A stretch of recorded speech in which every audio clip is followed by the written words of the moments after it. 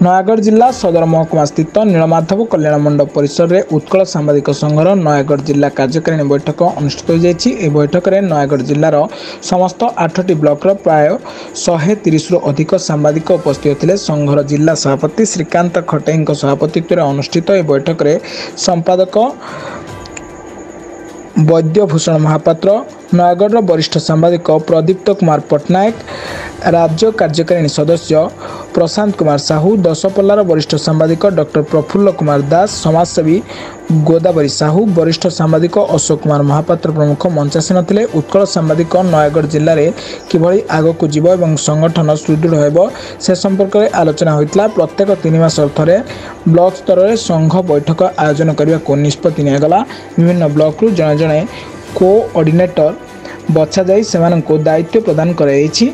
जिला सांबादिक भवन में प्रत्येक ब्लॉक रु सदस्य मानंको शामिल करने को आलोचना कराइथला। सांबादिकों सुरक्षा आईन प्रणयन एवं वयस्क वरिष्ठ सांबादिक मानंको पई आर्थिक व्यवस्था प्रदान करने को सरकार पाखरे दाबी उपस्थापन करने को प्रस्ताव दिया जाइथला।